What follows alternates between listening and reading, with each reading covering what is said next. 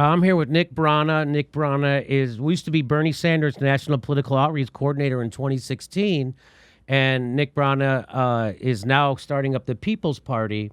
And why do I mention that? Hi, Nick. How are you, by the way? Good to see you. Good to see you. Hey, Jimmy. All right. So I want to show this story, and it's great to have you here to talk about it because Pro Sanders Group is rebranding into a pragmatic progressive group. That's our revolution.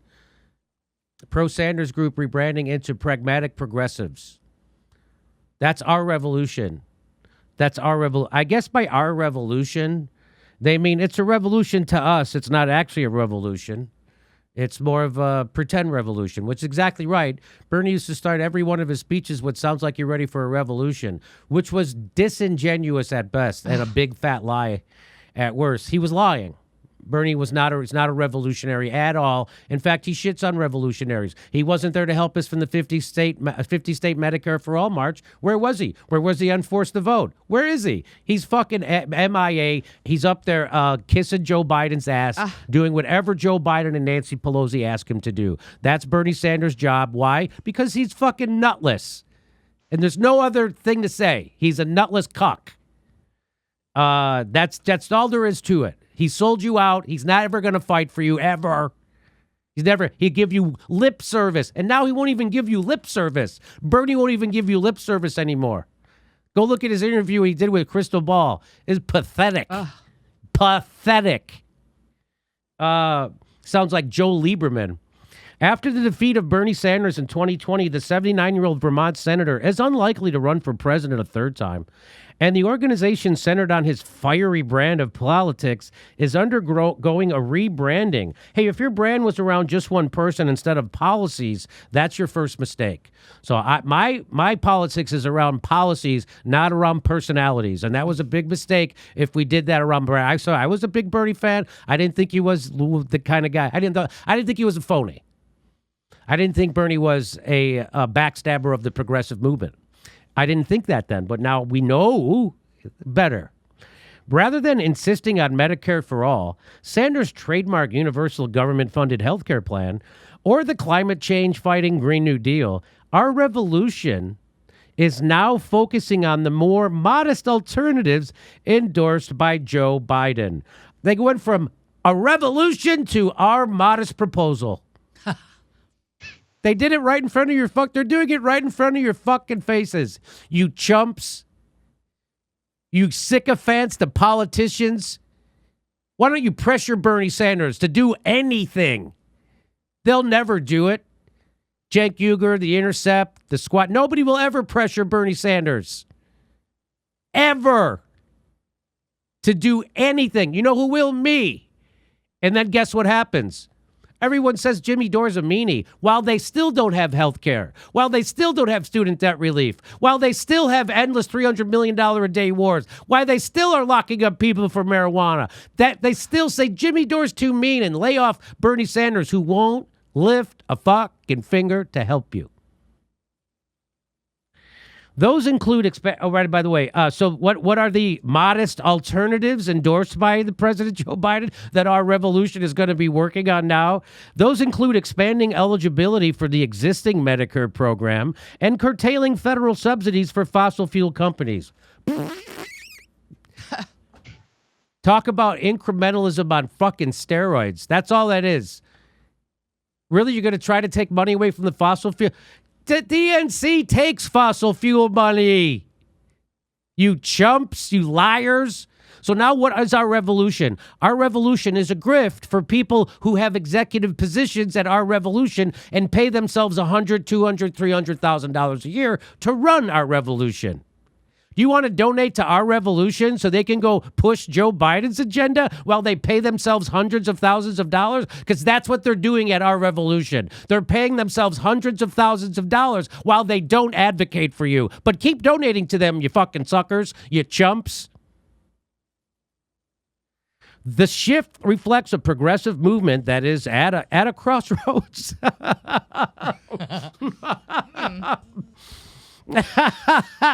Biden won the Democratic nomination last year by offering more centrist alternatives to much of Sanders' agenda. No, he won it because people scared the shit out of everybody about Donald Trump. And the overwhelming propaganda and media attention on Joe Biden, where they didn't ask him a tough question, ignored his dementia. That's why he became president, not because he became a centrist, but of course the AP is going to tell you that's why he became president, because he became a centrist. That's why. And because they rigged Iowa. Yes, and of course they did. And for the first time since 2016, Sanders is no longer the undisputed leader of the left. Here's some more possible slogans for our revolution. Possible new slogans for our revolution. Let's not get our hopes up. I think that's a good slogan.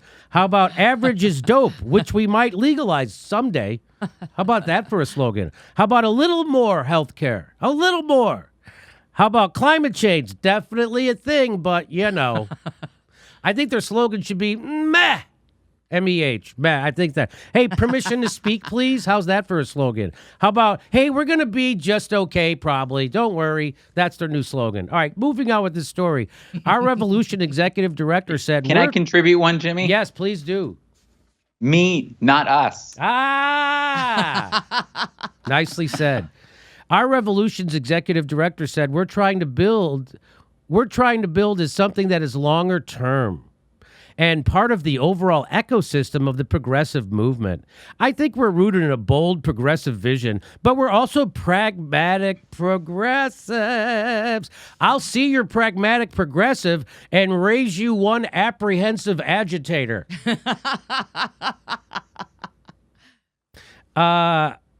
In Congress, in addition to its more modest healthcare and environmental goals, the group is prioritizing passage of major bill to make voting easier. They're prioritizing voting rights.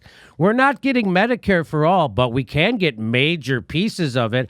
Our Revolution Board Chair Larry Cohen said, who's taking, I'm just gonna guess $200,000 a year to do absolutely fucking nothing at Our Revolution.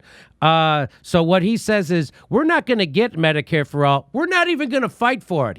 He left that part out. We're not even gonna fight for it. We're not even gonna push for it. We're not even gonna advocate for it. We're not even gonna mention it anymore. That's what he's leaving out. We're not going to be getting Medicare for all because we're not fighting for it, but we can get major pieces of it, said Our Revolution Chair Larry Cohen, fucking scam artist and grifter extraordinaire. How do we get a major piece of not universal health care? That's my question for you, Chair Larry Cohen. How do you get a major piece of not universal health care? That's a great fucking magic trick if you can pull that off. That's a far cry from the group's founding, says the AP. We want to have a united party going in, and that means mainstream Democrats have to make progress on our policy priorities. Our Revolution's executive director said they can just talk the talk in the campaign and then get elected and then say, oh, it's not doable. What the fuck? That's what they are doing. That's exactly what every fucking person you help get elected is doing. Am I missing what? Did I just misread that? No. Okay, I didn't. So what they're doing now is they're pissed off that people can just talk the talk in the campaign like everybody, like Bernie Sanders and every Justice Democrat. But then when it comes down to them doing something, they just go, oh, it's not doable. So what our revolution is doing now is they're preemptively saying it's not doable. That's what they're doing. They're not even waiting till after they get elected. They're now just saying these things aren't doable. Big things aren't possible. What do we want? Incrementalism. When do we want it? In due time. Pushing Biden left. Laugh my ass off. Rather than insisting on Medicare for all, Sanders trademark. There it is. Laugh my ass off. Pushing Biden left. Bernie's a cuck to the establishment, and he's turned his back on his progressive movement. He fucking has abandoned his progressive movement completely. You know where they were? They were out in the streets marching for Medicare for all. Where was Bernie? Bernie was out there sucking something off of Joe Biden. That's what Bernie was doing. Kissing his ass, lying to us, gaslighting, and screwing the progressive movement. That's what fucking Bernie Sanders doing today. And if you can't handle it, you deserve the shit government you're getting. Oh, dear God, no. Tell me this is an Onion. No, it's not the Onion article saying our revolution is now becoming pragmatic. That's not what a revolution is. Ryan Hall, you're correct. That's not even a political revolution. You are correct. This is the heartbreaking aspect of capitulation. Revolution was just rhetoric. Legislators aren't activists. I learned the hard way. They go into the machine, and that machine is fundamentally broken. And that's exactly right. You're seeing it happen right in front of your eyes. I would be okay with banning the phrase pragmatic progressive as well as the words pragmatic and progressive. I'm with it too. 88% of Democrats want Medicare for all, and our revolution isn't gonna fucking fight for it. This is capitulating to the party and abandoning the people it's supposed to represent, which is hilarious. If our revolution actually believes that giving up on Medicare for all and the Green New Deal, then why rebrand? Just disband. Why rebrand? Just disband. You guys are all bullshitters. Now you're just taking money to do nothing. We don't need another centrist political group that is just going to go with what the neoliberal Democrats deem pragmatic. That's what they're doing. That's what our revolution is doing, and I can't wait to find out how much money they get paid each year to do that. The most depressing thing about the aftermath of 2020 is seeing all our heroes and champions consistently fail us. That's exactly right. It started in 2016. People argued defensively for months on here about this over forced to vote when the incrementalism and submittal to Biden choices couldn't have been more obvious and now are confirmed. You can support an incremental Biden-led approach if you want, but you don't then get to consider yourself anything other than an establishment liberal. And that's exactly what's happening. If past progressives had put pragmatism first, there would never have been abolition, women's suffrage, unions, child labor laws, or civil rights legislation. Putting pragmatism first creates a pattern of chronic failure under the guise of making a sophisticated effort to succeed. God damn, Marianne Williamson, what a tweet. That was amazing. And here we are. So now Bernie Sanders and his group sound just like her. He said that I'm a progressive who Let's turn it up a little bit. Turn it up. He said that I'm a progressive who likes to get things done. And there you go. That's what our revolution is now. They're now said that I'm a progressive who likes to get things done. And I was somewhat amused today that Senator Sanders has set himself up to be the gatekeeper on who's a progressive because anybody could say they're a progressive, as I'm proving right now. This is Martin Luther King Jr. This is no time to engage in the luxury of cooling off or to take the tranquilizing drug of gradualism. Now is the time to make real the promises of democracy. Now is the time to rise from the dark and desolate valley of segregation to the sunlit path of justice. Now is the time. Gradualism is over, but you go keep voting and donating to the Justice Democrats. You keep voting for Democrats. Keep doing it as your fucking country unravels. You keep voting for Democrats and shitting on activists and patting yourself on the back and saying you're a good person, and I'll be here to call you out. Nick, what would you like to say about our revolution since you were the National Outreach Director for Bernie Sanders' 2016 campaign? It's such a sad fate. I was the electoral manager at our revolution. It was my job to look for candidates that we could endorse and put together that initial slate of about 100 candidates that our revolution endorsed. And of course, I walked away after only a few weeks of being there with most of the staff because Bernie Sanders had essentially promised us that it was going to be a grassroots organization. It was going to be like the campaign. We were only going to take grassroots money. And then from the onset, I mean, and maybe this makes it not as surprising, this ultimate fate for it, it was always destined for this, being in the Democratic Party, as all these groups go, is that immediately Bernie Sanders and Weaver and Jane Sanders wanted to take billionaire money at the organization.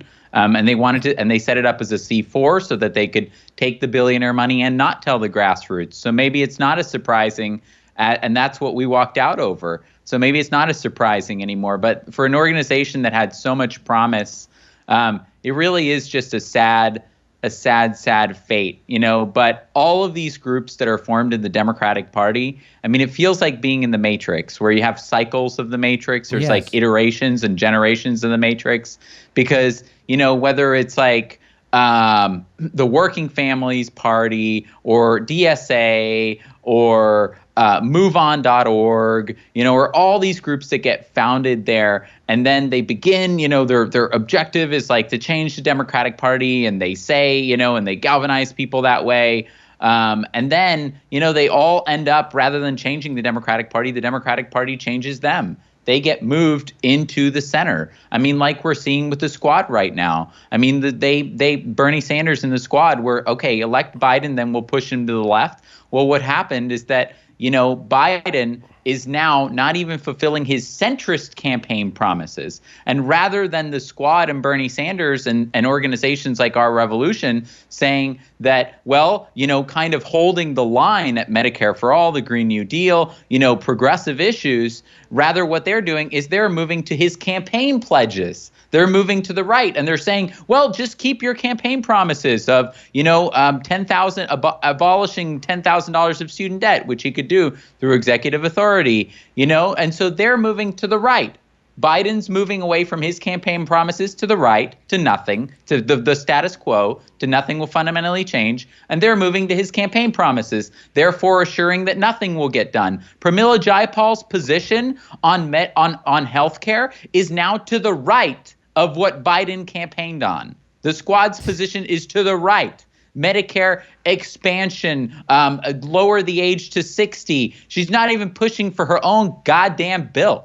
So it's pathetic, but it's also not the first time. This is a long historical pattern. Thomas Frank, Chris Hedges, others have talked about it. They've detailed it. And this is exactly the pattern that we need to break with a major new People's Party. Hey, everybody, go to peoplesparty.org to get more information. Thank you, Nick, very much for being here. Good to see you, Jimmy. The Jimmy Dore Show is coming to a city near you August 28th. We're in Las Vegas at the Plaza. October 3rd, we're at Harlow's in Sacramento. More dates being added. Go to jimmydoorecomedy.com for a link for all tickets. See you at a live show.